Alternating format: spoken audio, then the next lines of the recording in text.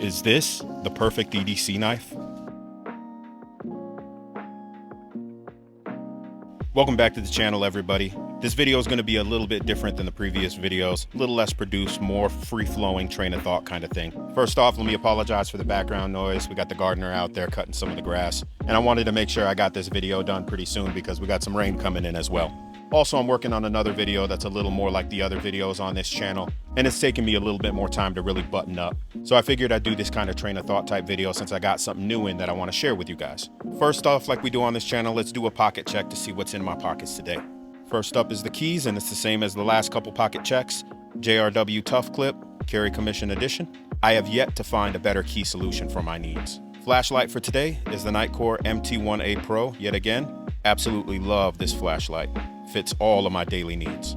Next up, good old-fashioned bandana, always in the pocket. And of course, my wallet, yet again, is the Hitch & Timber Does All. Still rocking the Victorinox Tinker with RGT scales, the Knipex Cobra XS pliers, and the Big Idea Design Mini Click.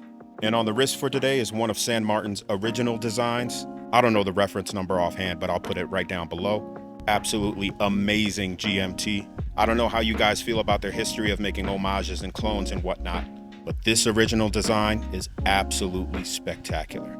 And that brings me to the knife that I have in pocket today. Now, I said from the beginning that this is not just going to be another gear review channel, but I really wanted to share with you guys my initial thoughts on this knife that I received in the mail today.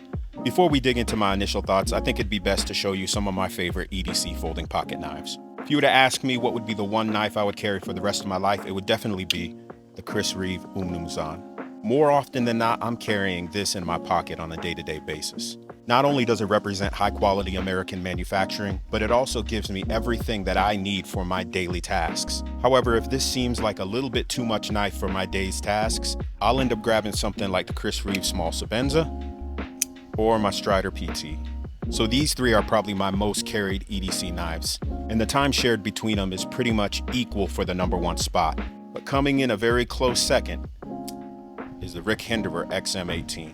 This one's rocking a green micarta scale, and it's an absolutely great beater blade. Now, when it comes to #3, as far as the hierarchy of what's in my pocket on a day-to-day basis, that position is typically filled by one of the knives that I love and hate the most. That is the CRKT Hijinks. This was a limited edition run, and it marks CRKT's first venture into that upper tier of knife manufacturing. Now, this isn't the original one that I've owned. I actually owned one right when they came out, and I used the snot out of it. And a few years after that, I had to sell a large portion of my knife collection just to help bless the family. But I got this one, which was a user, on the secondary market. And since it already has marks and scuffs from being used, I am not afraid to put this thing to work. While I love the styling and ergonomics of this blade, there are certain things that just get on my nerve regarding it. First and foremost, lack of a lock bar insert. Secondarily, overall fit and finish. Like the original one I owned had very similar pitting marks on the blade, and they let that thing leave the factory like that. And one of the most aggressively shaped flipper tabs on the market. As you could tell, I've actually had to grind down a point that was here in order to make it functional. But the balance between its styling and how it feels in hand keeps me coming back to this blade. But that kind of represents my top 3 slots in my rotation of everyday carry. And I have other blades here and there to toss in the mix whenever I'm feeling like it, or if the day is requiring a special list of features for the tasks that are at hand. But in general, it's one of these 3 in the top spot, the XM18 in #2, and the bane of my existence, the CRKT Hijinks. But you could get a sense by looking at these blades of the feature set that I look for in an everyday carry folder. And that brings us to the blade that I received today. Now, key note, I received this just like everyone else would. I paid for it with my own money, and I had to wait quite a while for it to ship to the country that I live in. So this is not a sponsored video. So a while back when Metal Complex posted a video revealing his production collaboration with Kunwu and laid out his train of thought behind the design process, a lot of what he said resonated with me as far as what I look for in a daily carry blade. But before pulling the trigger and just jumping in that first batch release, I actually waited to see other people's opinion on what had been produced. So after seeing everyone's feedback and some of the minor tweaks that he made to the second run, I decided to go ahead and pull the trigger, bite the bullet, and purchase one for myself, because it seemed like it consolidated all of the things I love about these blades into one everyday carry folder. From the ergonomic considerations seen in the Hinderer and Strider blades, to the bank vault security of the Chris Reeve Umnunzan, to the high quality fit and finish of the Sabenza, and the similar overall feel and aesthetic to the CRKT Hijinks. Ugh, this thing frustrates me. Does combining all those attributes really make this blade better than all the rest? Well, since this is just an introduction and overview to this blade, I'm not going to be able to answer that question today. But what I can tell you is that the moment that I opened up the box and put this Metal Complex Excalibur in my hand, it definitely felt that way. Now again, this is just a brief overview, so I'm not going to go over all of the specs and everything like that, but I'll leave a link in the description below where you can get all that information. But I could tell you that the aesthetics, the quality, the feel, the ergonomics, and everything else that I look for is really being peaked right now.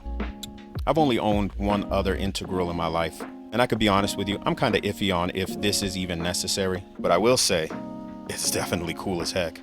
I was a little worried about this texture pattern being a little overly aggressive, but it's definitely in that Goldilocks zone between meaningful traction and still not cutting up your hands or your pockets.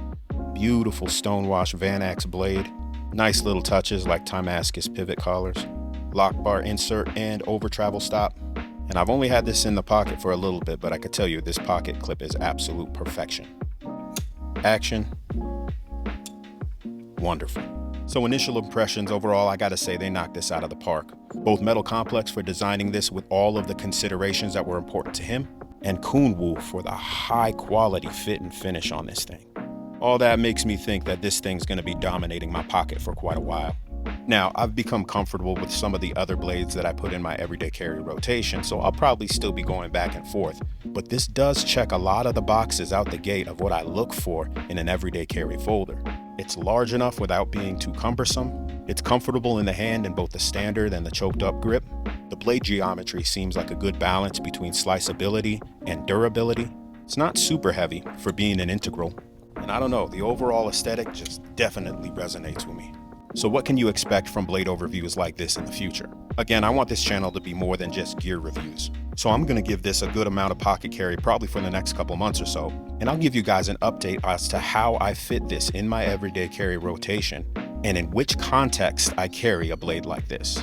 And I'll also give you some information regarding any strengths or weaknesses I've found in that time. But as for right now, yeah, this thing's definitely a banger. So thanks for watching this quick overview of the Metal Complex Excalibur. If you guys enjoyed this video, feel free to hit the like button and share it with your friends. And for more videos regarding everyday carry and practical preparedness, feel free to hit the subscribe button. But until next time, God bless, peace.